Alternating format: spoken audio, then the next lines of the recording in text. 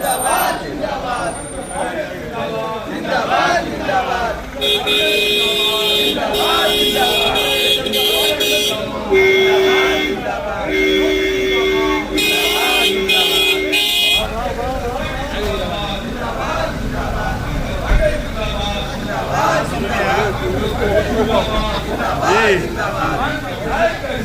मंगल भैया जिंदाबाद, मंगल भैया जिंदाबाद, मंगल भैया जिंदाबाद, मंगल भैया जिंदाबाद।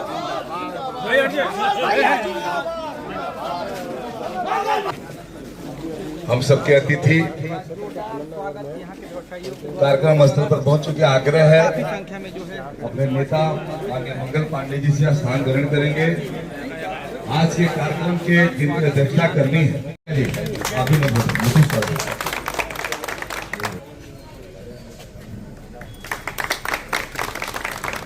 सिवान के शहर के प्रसिद्ध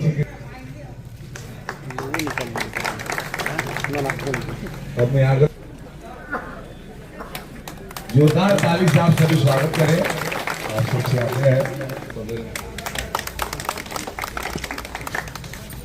नीतीश मुखिया जी, आप भी माला से स्वागत करेंगे। स्वरूप हम सबके बीच में उपस्थित सिवान नगर परिषद की सभापति श्रीमती किरण गुप्ता जी से आग्रह करेंगे स्वागत। माननीय मंत्री जी से अपने शब्दों से करें। प्रणाम करती हूँ। आज के इस कार्यक्रम में उपस्थित अपने समाज के सभी लोगों के तरफ से मैं माननीय मंत्री जी का हार्दिक स्वागत अभिनंदन करती हूँ और प्रणाम करती हूँ। आज माननीय मंत्री जी हमारे सिवान 105 विधानसभा के प्रत्याशी के रूप में आए हुए हैं आप लोगों से कुछ कहने मांगने। और हमारा समाज हमेशा भाजपा को ही वोट देता है, हमेशा देते रहेगा। ये हम लोग के दिमाग में बना रहता है कि हमेशा भाजपा को ही मेरा समाज वोट देता है और आगे देता रहेगा।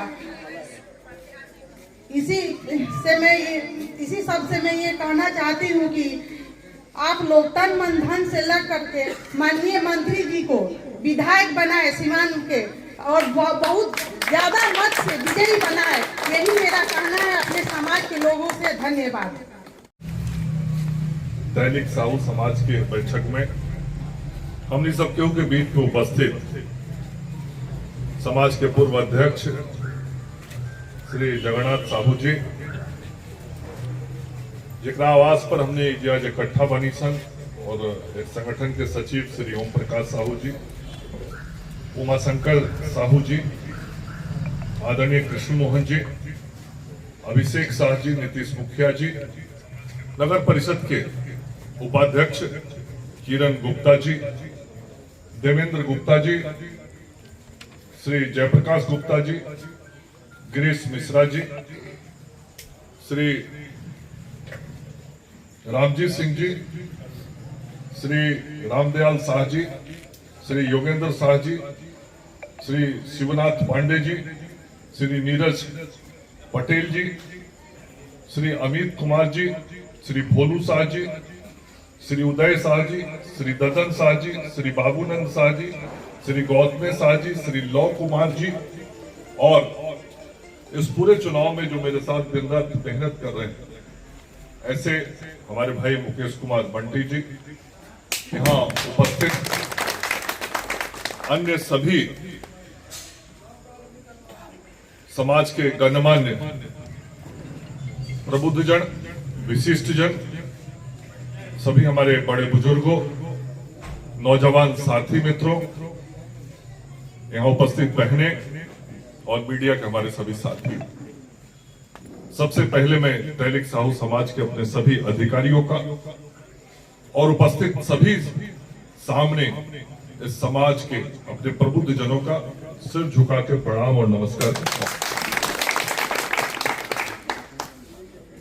आज सबसे पहले हम रउआ सबके उसे क्षमा चाहे, हमरा थोड़ा पहले आवे कर रहा, लेकिन लगातार सवेरे से आज लगभग 6:30 पौने 7 बजे से लगातार चलता 9 बज गए 14-15 घंटा से। अब मीडिया के साथी लोग भी गवाह 14-15 घंटा में 15 मिनट भी कहीं रोकल नहीं की। लेकिन जनता के प्यार हो, प्रेम हो कि जहे जातनी सब केहू अपन प्रेम प्यार स्नेह दुलार आशीर्वाद हमरा के देता, हमरो अच्छा लगता। एकरा चलते कहीं कार्यक्रम आधे घंटा के रहे तो जी 40 मिनट लाग गई, ऐसे करत करत थोड़ा विलम्ब से अला खातिर पहले तो हम क्षमा चाहते और हृदय से आभार व्यक्त करे के चाहतनी हम तैलिक साहू समाज के रुआ सबके हुआ जी उपस्थित भइल बनी कि रुआ विशेष तौर पर अपन प्यार और आशीर्वाद देवे खातिर, अपन समर्थन देवे खातिर हमरा के अपना बीच में रुआ बुलौनी और आज इतना सैकड़ों के संख्या में जी रुआ सबके उपस्थित बनी।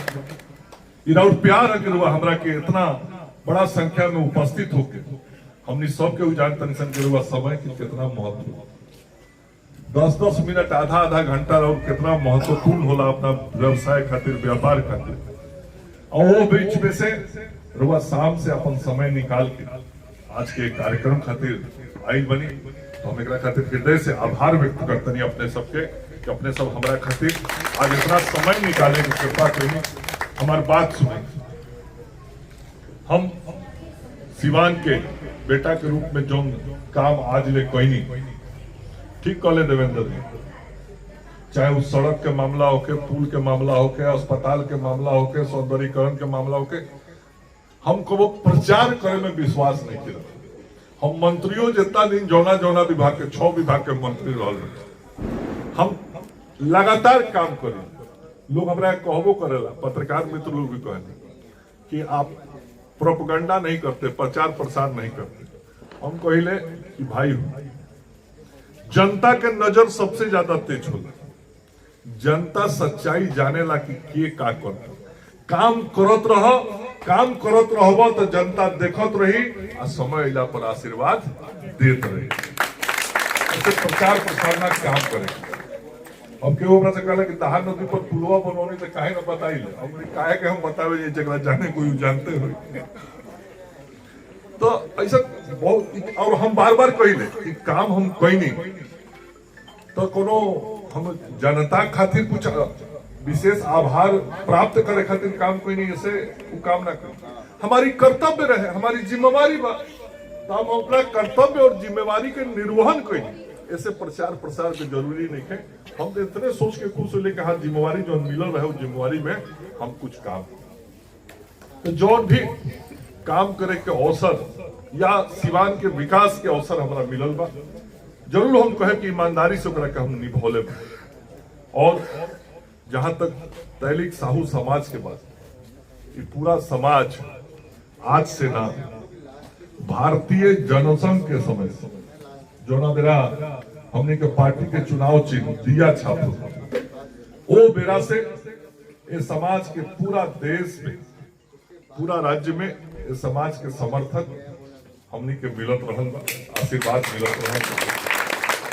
सबको स्वाभाविक रूप से मानेला कि ये समाज के समर्थन भारतीय जनता पार्टी के साथ में का है, चूंकि समाज व्यवसाय से जुड़ल समाज, काम धंधा से जुड़ल समाज, और भारतीय जनता पार्टी के जो विचारधारा बा, विचारधारा ऐसा बा, आइडियोलॉजी ऐसा बा और नीति ऐसा बा कि कौना तरीका से सरकार में रह के हम पॉलिसी बनाई, सरकार में रह के हम कैसे ऐसा नीति बनाई कि देश के और राज्य के अंदर में काम धंधा के विकास हो सके, काम धंधा के बढ़ोतरी हो सके। जे व्यवसायी बा ओकरा के कैसे प्रोत्साहित करिए, ओकरा के कैसे संरक्षित करिए, ओकरा सरकार के कौन नीति के जरूरत बा, एक चिंता हमेशा से हमने कैले। जब कोनो कठिनाई समाज के सामने आइल बा नीतिगत सरकारी तौर पे, ओकर समाधान भी सरकार के अंदर कल गई। और लगातार कैसे समाज के अंदर चाहे वो छोटा काम धंधा व्यवसाय व्यापार होके, चाहे बड़ काम धंधा के व्यापार व्यवसाय होके, उद्योग के काम, वो काम के स्थापित करे में सरकार के सकारात्मक भूमिका कैसे हो सकेला, ये हमेशा सकारात्मक भूमिका के साथ समाज के विकास खातिर सरकार सदैव तत्पर है। ऐसे समाज के भी दो चीज चाहे, समाज के चाहेला सुरक्षा, समाज के चाहेला विकास, डेवलपमेंट। ये समाज हमेशा आगे बढ़े के सोच रखे वाला समाज, ये समाज देश के देला। आज यही समाज नु बा जो इनकम टैक्स भी देला, सरकार कैसे चले टैक्स देला के मतलब है कि इस राष्ट्र के विकास में हम अपन योगदान देते हैं, और ये राष्ट्र के विकास में योगदान देने वाला ये समाज है, और ये समाज है, और हमने सबके ये राष्ट्र के विकास में सहयोग देला, ओकरा के साथे लेके चले।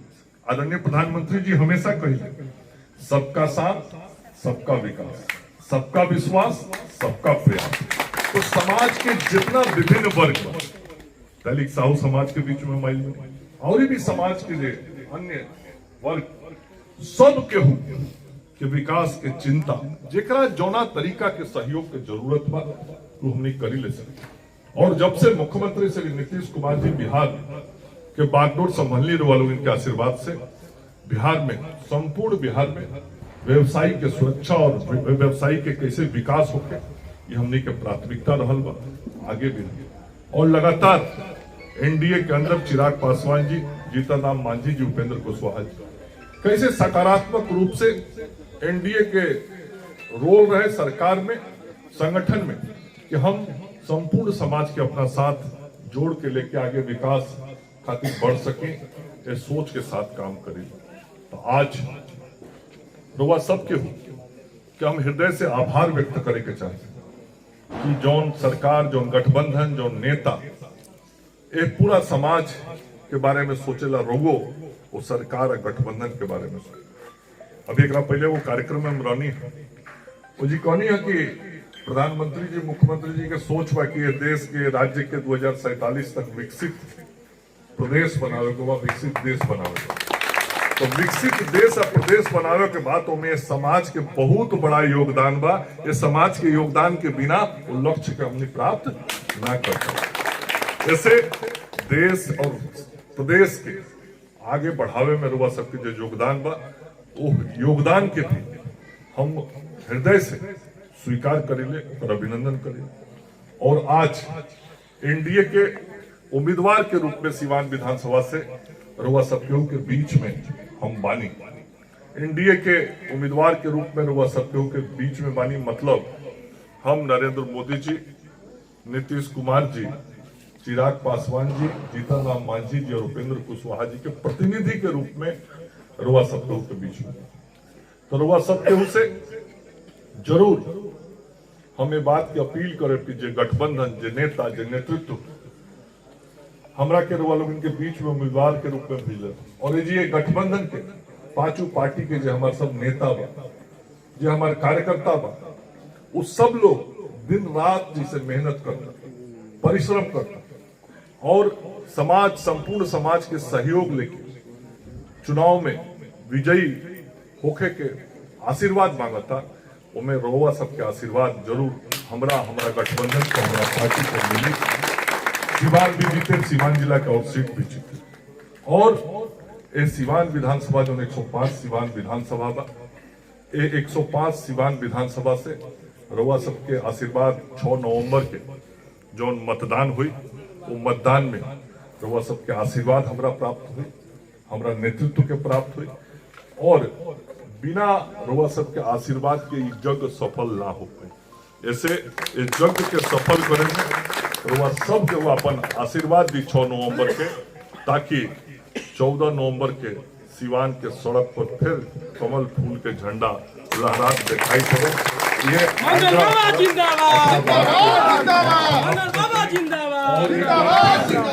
एक बार फिर से हृदय से आभार व्यक्त करते नहीं कि रात के इतना समय होता फिर भी सब लोग इतना बड़ा संख्या में जो उपस्थित बनी रहनी, आयोजन भई, पूरा आयोजन करे वाला सब लोग के भी हृदय से धन्यवाद दे, आभार व्यक्त कर अपना बात के समाप्त करते नहीं। जय हिंद, जय भारत।